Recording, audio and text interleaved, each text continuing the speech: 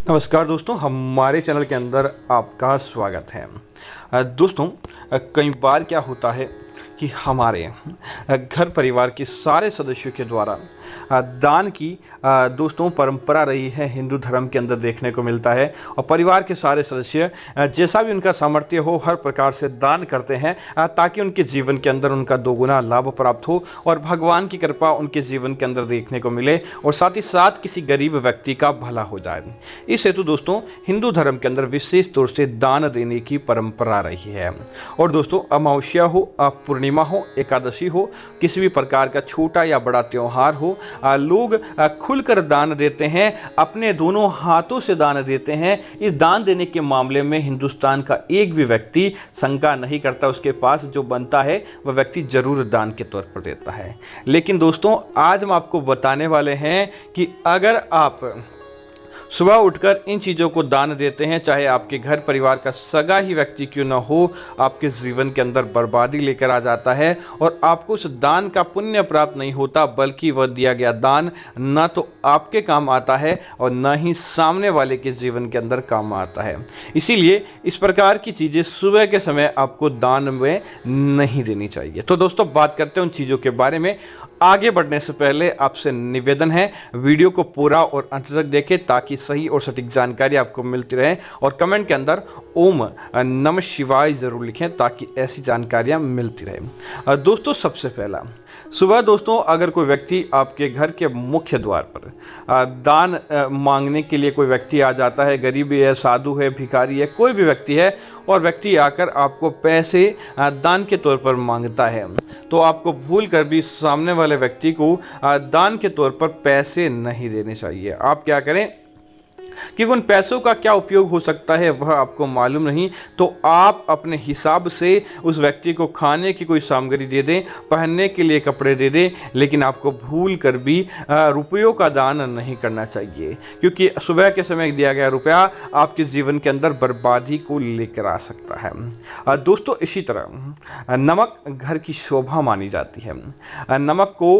अपने घर के अंदर रखने से आपके घर के अंदर सात्विक माहौल रहता है, घर के अंदर देवी देवताओं का आशीर्वाद बना रहता है।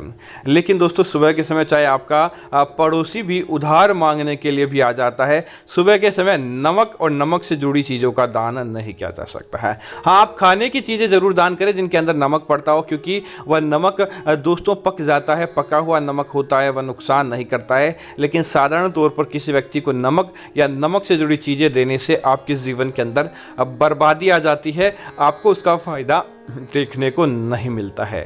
दोस्तों, इसी तरह जब आप पूजा करने के लिए बैठें, सुबह के समय आपके घर की पूजा चल रही होती है और पूजा के समय आपका परिचित ही क्यों ना हो, कोई आपके पास आकर रुपयों की डिमांड करता है, रुपए उधार मांगता है, तो सुबह के समय आपको रुपए उधार देने से भी बचना चाहिए। माना जाता है कि पूजा पाठ करते समय अगर आप अपने घर की लक्ष्मी दूसरों को देते हैं तो दोस्तों वह धन, वह लक्ष्मी लौटकर आपके पास नहीं आती है, बल्कि वह दूसरों के पास चली जाती है। इसीलिए इस बात का आपको ज़रूर ध्यान रखना चाहिए। दोस्तों, इसी तरह कुछ चीज़ें ऐसी होती है जो आपके सामर्थ्य, आपके शरीर की समृद्धि के साथ जुड़ी होती है, आपकी तरक्की, आपकी सकारात्मकता उन चीज़ों के साथ होती है।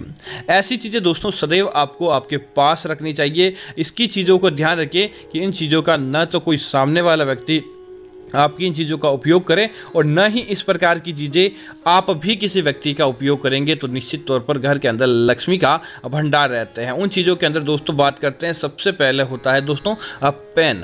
दोस्तों, पेन व्यक्ति की सकारात्मकता, व्यक्ति की किस्मत के साथ जुड़ जाता है।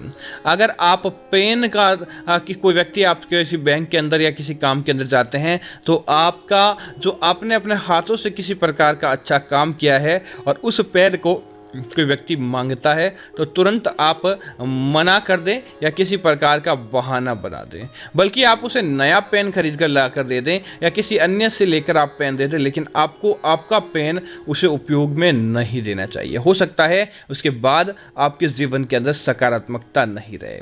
इसी तरह दोस्तों, आपको अपना रुमाल हो सके तो सुबह के समय या किसी भी समय आपको उधार किसी को देने के लिए या किसी का रुमाल लेने से बचना चाहिए। दोस्तों, इससे कई कई प्रकार की बीमारियों का भी खतरा होता है, साथ ही साथ आपके जीवन के अंदर नकारात्मकता भी आ जाती है।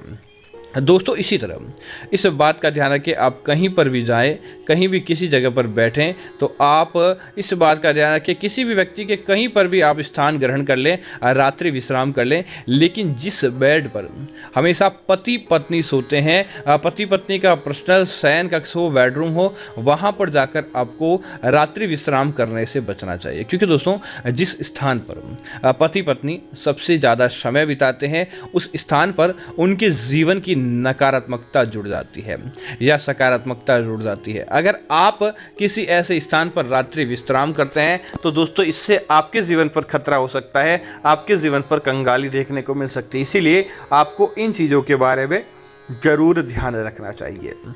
दोस्तों इसी तरह सुबह का समय भगवान का धरती आगमन का समय होता है।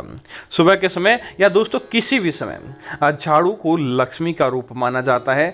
जिस घर के अंदर झाड़ू होता है वहाँ पर समृद्धि आती है, और साथ ही साथ झाड़ू के निमित्त हम कई प्रकार के उपाय भी आपको बताते हैं। इसीलिए झाड़ू का दान अपने जीवन के अंदर कभी भी किसी को नहीं करना चाहिए। और दोस्तों अगर आपके घर की बेटी ही क्यों ना हो, आपको बेटी को विवाह के अंदर भी आपको झाड़ू नहीं देना चाहिए। अगर आप झाड़ू का दान करते हैं तो आपके घर परिवार के अंदर कंगाली देखने को मिल जाती है। झाड़ू के माध्यम से नकारात्मकता आपके घर के अंदर आ जाती है और देखते ही देखते घर परिवार के अंदर दरिद्रता आ जाती है। इसीलिए इस बात का आपको ज़रूर ध्यान रखना चाहिए। दोस्तों इसी तरह सुबह के समय सफ़ेद चीज़ों का दान करने से भी बचना चाहिए। जैसे सुबह के समय कोई आपसे दही मांगने के लिए आ जाएं, दूध मांगने के लिए आ जाएं, लहसुन प्याज मांगने के लिए आ जाएं, तो इन चीज़ों को देने से बचना चाहिए। ये चीज़ें दोस्तों घर की समृद्धि के प्रतीक मानी जाती है। जिस घर के अंदर ये चीज़ें होती है वहाँ पर अन्न धन के भंडार भरे रहते हैं। तो अगर आप सुबह के समय इन चीज़ों का दान करते हैं तो आपके घर परिवार के अंदर नकारात्मकता आ जाती है, माँ लक्ष्मी जी आपसे नाराज़ हो जाते हैं और आपके घर की समृद्धि दूसरों के घर चली जाती। इसीलिए इन चीज़ों का दान करने से बचना चाहिए।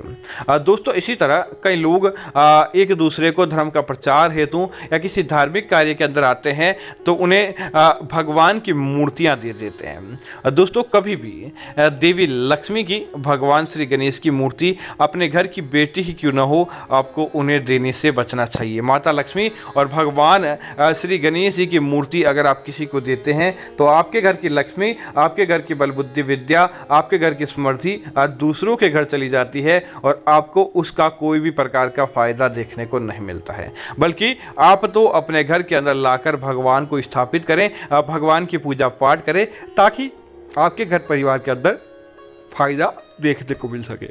धन्यवाद मित्रों। जय श्री राम मित्रों। ऐसी अन्य जानकारी देखने के लिए कृपया आप हमारे चैनल को सब्सक्राइब करना ना भूलें। धन्यवाद मित्रों।